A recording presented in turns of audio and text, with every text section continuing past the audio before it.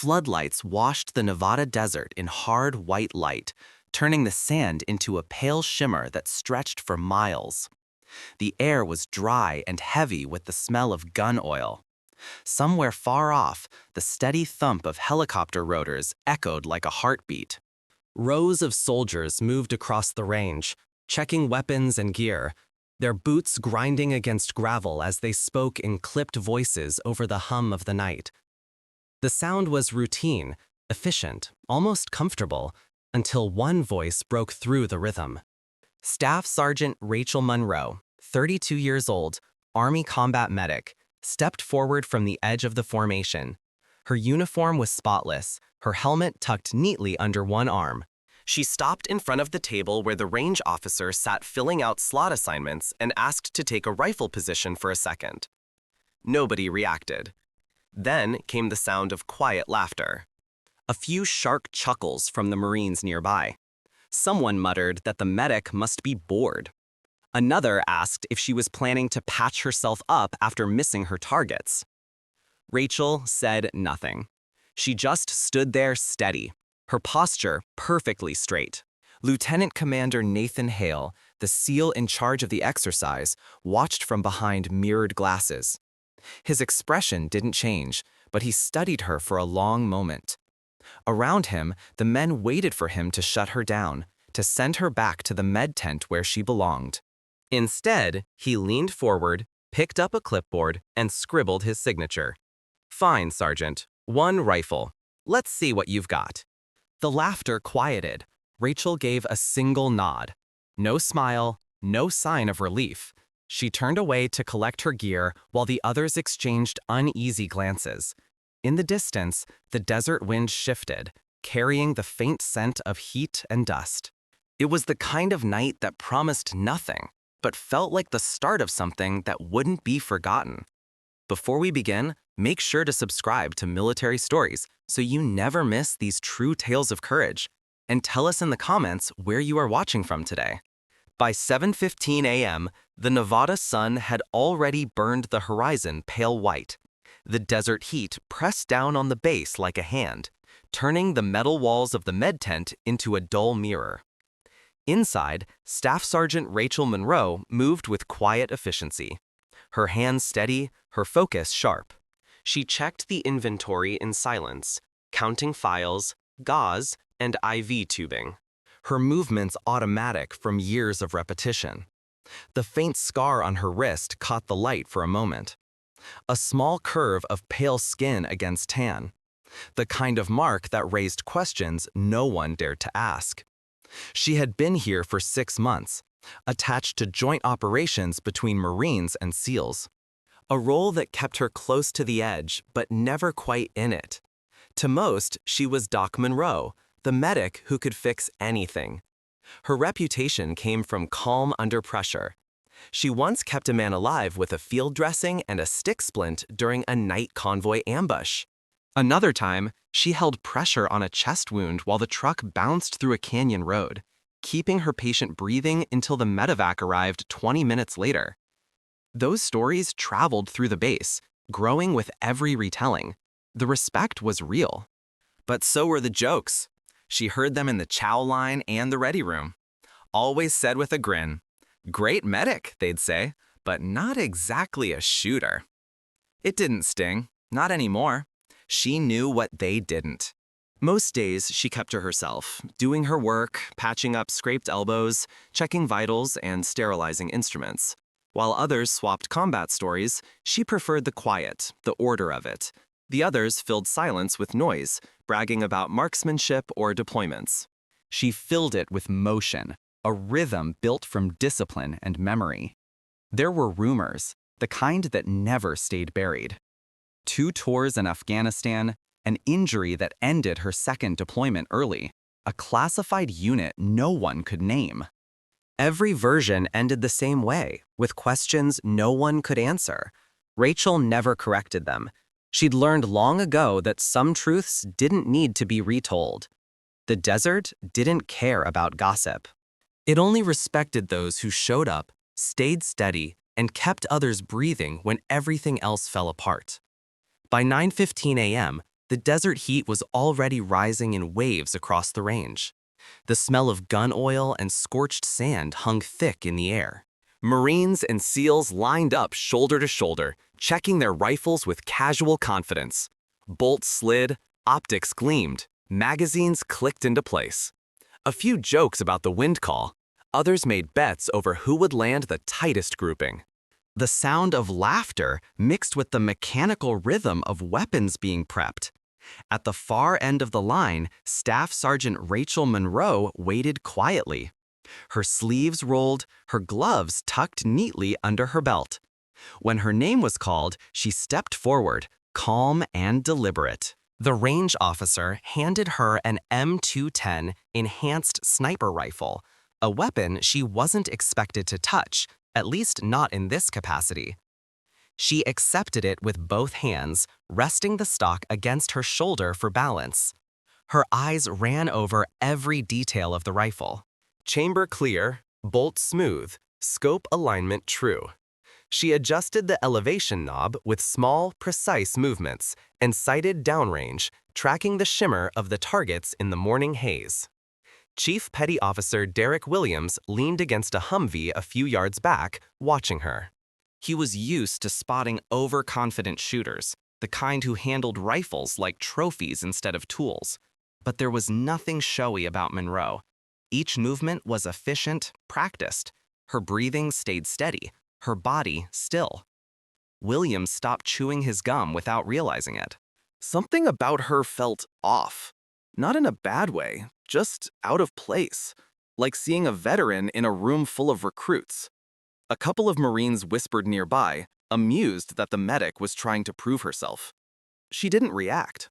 She finished her inspection, laid the rifle gently on the shooting mat, and straightened her posture. The others turned back to their chatter, unaware that something had shifted. Williams didn't say a word, but the way his eyes followed her said everything. The medic wasn't just comfortable around a rifle. She looked like she belonged behind it. By 10:30 a.m., the heat was rising off the Nevada sand like steam from an open furnace. The air shimmered over the range, and the soldiers moved slower now, squinting against the glare as they prepared for another round of drills. The range officer raised a hand to reset the line, and rifles clacked open as bolts locked back. The sound of metal against metal was sharp and rhythmic, a routine everyone knew by heart. Then the radio cracked. Static at first, then a voice, jagged and urgent. Command, this is Recon Team Delta, taking live fire east of Canyon Route 3, multiple hostiles, repeat. Real contact. The still air shattered. Lieutenant Commander Nathan Hale straightened immediately, his tone switching from training comm to field authority. SEAL attachment, gear up, move to overwatch now. The order hit like an electric charge. Trucks roared to life, tires spitting sand as men sprinted for their kits. The laughter and competition that had filled the morning disappeared into the hum of adrenaline. Rifle bolts slammed forward. Optics were checked. Radios crackled with overlapping calls. Someone shouted for extra ammo crates. The smell of diesel filled the air. Amid the rush, Staff Sergeant Rachel Monroe stood beside a Humvee, unfolding a topographic map across the hood. Her eyes tracked the lines of elevation, her finger tracing a ridge overlooking the canyon's mouth. She spoke evenly, pointing out that it was the only overwatch point with full visual of the route. Hale barely glanced at her, still issuing orders. Negative. Sergeant, you're a medic. Stay put. Rachel didn't move. She looked at him once and said, calm but final, that Delta wouldn't last 10 minutes without overwatch through that wind tunnel. Engines revved as the SEALs mounted up. Dust whipped around them, filling the air with grit. Hale turned to her, his jaw tight, irritation and disbelief mixing in his eyes. For a moment, the only sound was the wind and the trucks idling. Then he exhaled, slow and resigned. Fine, Sergeant, your call. Rachel nodded once, slinging her pack over her shoulder. The others sped toward the canyon while she walked the other way toward the ridge, her steps steady in the storm of motion. The ridge overlooked the canyon like a wall of stone rising above the chaos below. The air was still, the kind of stillness that presses on your chest before a storm breaks. Staff Sergeant Rachel Monroe dropped her pack onto the dirt, unrolled the shooting mat, and set the M210 enhanced sniper rifle in front of her. The weapon's matte finish caught a trace of sunlight, the barrel already warm to the touch. She extended the bipod, adjusted the stock against her shoulder, and sighted downrange. Through the glass, the canyon wavered in the heat. She unlocked a black rifle case beside her, the metal latch worn from years of use. Inside lay a custom-built rifle, darker, heavier, shaped by time and precision. The engraving was faint but still visible, a coiled viper wrapped around a Roman numeral 7. Chief Petty Officer Derek Williams froze where he stood, his body half-turned as if caught between disbelief and recognition. He had seen that symbol once years ago, on a file that didn't exist. He didn't speak, he just watched. Rachel moved with quiet certainty. She pulled a small range flag from her kit and let it flutter in the light breeze. Wind shifted east at 8 knots. She counted her breathing, waited for the rhythm to settle, then adjusted the elevation dial 2 clicks. Her voice came through the comms, even and calm. Recommend repositioning tender west. The line stayed silent for a few seconds before Hale's reply came through. Copy that. Teams moving. The scope image steadied. Rachel exhaled, her heartbeat slowing with the motion of her finger against the trigger. The rifle cracked, a low, clean sound that rolled across the canyon. A second later, the radio confirmed the hit. First hostile down. The Marines nearby went still, their joking gone. She didn't flinch. She just reset her sights, adjusted the wind call by half a click, and took the next shot. The sound echoed again, sharp and final. Second sniper neutralized. Williams stared, the faint tremor of awe replacing his usual calm. He'd seen expert marksmen before. This was different. There was no rush, no thrill in her face, only focus. Each shot came from a place deeper than training, like memory resurfacing. Around here, the desert seemed to hold its breath. The medic, who wasn't supposed to be there, had just turned the battlefield quiet. The range had fallen silent. The sound of gunfire had faded minutes ago. But the echo of Rachel Monroe's last shot still seemed to hang in the air. Brass casings shimmered in the sand like flecks of sunlight, the heat rising off them in thin waves. The Marines stood frozen along the firing line, eyes darting toward the medic, who wasn't supposed to know how to shoot like that. No one spoke. Even the wind felt cautious, brushing across the ridge with a low whisper. Chief Petty Officer Derek Williams walked toward her slowly, his boots crunching against gravel. He stopped a few feet away, studying her as she knelt behind the rifle, making small adjustments to the scope, as if the world around her hadn't changed. When he finally crouched beside her, his voice was low. Careful, he asked what Viper 07 meant. Rachel didn't look up. She said it quietly, the words barely carried by the wind. An old unit. Doesn't exist anymore. Williams frowned, his gaze drifting to her wrist as she studied the rifle. A small tattoo nearly hidden by her sleeve caught the light. A coiled snake wrapped around the Roman numeral 7. His breath caught for a second. He'd seen that symbol before, years ago, inside a secure operations briefing during his deployment in Afghanistan. Viper unit, a team so classified it was almost rumor. The best snipers Josok had ever trained, operated deep in Helmand province, took impossible shots from distances nobody else dared attempt. He remembered the end of that story too, the mission gone wrong, the file stamped with KIA across every name. No survivors. He looked at Rachel again, the calm in her eyes, the precision in her hands, and it hit him like a cold shock. The ghost of Viper 07 wasn't a legend. She was sitting right there, quiet, steady, and very much alive. The laughter that had filled the range earlier was gone, replaced by silence and something that felt like respect. The ridge still smelled of gunpowder and heat when the radio erupted again. Recon Team Delta was pinned hard in the canyon, trapped between two firing lines. Through her scope, Staff Sergeant Rachel Monroe saw one of the SEALs go down, his hand clutching his leg, blood pooling fast in the dust. The call for a medic came through the comms, sharp and desperate. Rachel didn't wait for permission.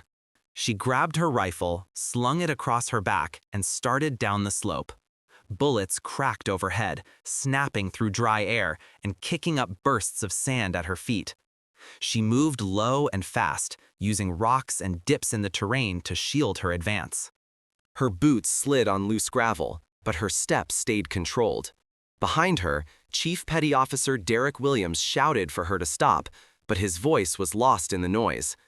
A second later, his M4A1 opened up short, controlled bursts to cover her movement. Rachel didn't look back. She reached the downed SEAL and dropped to her knees beside him. Already pulling her IFAK from her vest, she cut the pant leg clean, wrapped a cat tourniquet high on the thigh, and twisted until the bleeding stopped. Her gloves were slick with blood, but her hands never shook. "Stay with me," she said, voice calm, low enough to steady him. Williams dropped beside her, keeping the enemy pinned with 3-round bursts. Rachel keyed her mic, her tone clipped and professional. "One casualty, gunshot wound to the leg. Tourniquet applied, requesting evac route. Bravo. Coordinates transmitting." A flash caught her eye on the far slope. "Spotter position." She braced her rifle against a rock, exhaled once, and fired one-handed. The report echoed, and the flash vanished. Radio confirmed. "Spotter down." She went right back to her patient, packing the wound and checking for exit trauma. Together, she and Williams hauled the wounded man behind a ridge for cover. Her mic clicked again. "Medic 1 to command, casualty stabilized." The reply came through fast. "Copy that. Medic 1, nice shooting." She didn't answer. 2 new flashes blinked across the canyon. She adjusted the rifle, fired twice, and the canyon went still. The silence that followed felt heavier than gunfire. Williams turned toward her, chest heaving. He had seen courage before, but nothing like this. The medic sat beside her patient, checking his pulse, eyes steady on the field. The calm in her face didn't look like confidence. It looked like memory. In that moment, he knew she wasn't just a medic who could shoot. She was something else entirely. The firefight had ended, leaving the canyon still and heavy. Spent brass lay scattered across the ridge. The faint tick of metal cooling in the heat, mixing with the distant hum of helicopter rotors. The dust hung motionless in the air, tinted gold by the lowering sun. Commander Nathan Hale climbed the ridge, his boots sinking into loose sand. His uniform was streaked with grit, his eyes sharp, still searching for threats that no longer existed. He stopped a few feet from Staff Sergeant Rachel Monroe. She was sitting on the ground, wiping her rifle with slow, careful strokes. Her face was calm, her breathing steady, but her eyes stayed fixed on the canyon below. Hale watched her for a long moment, the quiet stretching between them. Then he asked what her call sign was. She didn't look up. "It's been retired," she said. Hale's voice softened. "Say it anyway." For a few seconds, the wind carried nothing but the sound of sand shifting underfoot. Then, Rachel lowered the cloth, her fingers resting on the rifle's worn metal. Her voice came out low but certain. "Viper 07. The words hung there like a spark in still air. Nobody moved. Hale blinked once, the weight of memory settling on his face. Around them, the Marines and SEALs froze mid-motion, realizing what they had just heard. Every one of them knew the name. Viper 07, the sniper who had once saved an entire joint task force in Helmand Province, then disappeared, refusing the medal because civilians had been caught in the crossfire. Hale took a slow breath, then removed his cap, holding it over his heart. The others followed without a word. The ridge filled with silence, the kind that felt sacred. The desert wind moved through them, lifting the dust, carrying with it the quiet return of a legend who had never wanted to be found. By 6:20 a.m., the desert had turned pale gold. The first light stretched across the sand, touching the ridge where the battle had taken place. The canyon below was still broken only by the faint whir of helicopters returning to base. Staff Sergeant Rachel Monroe sat on the ridge with her rifle laid across her knees. The bolt was locked open. The barrel clean. She wiped it once more with a dry cloth, movement slow and deliberate. The metal caught the morning light, reflecting a soft glint that faded as quickly as it appeared. Commander Nathan Hale approached from behind, his boots leaving shallow prints in the sand. His uniform was still streaked with dust from the day before, his M4A1 slung across his chest. He stopped beside her without speaking at first, just watching her work. Then he lifted his rifle, holding it out by the barrel, offering it to her like a quiet salute. "You've earned this," he said. Rachel studied it for a long moment before shaking her head. "Not anymore. My fight's over." Hale stood there for a while, the silence between them almost heavier than words. Finally, he nodded once.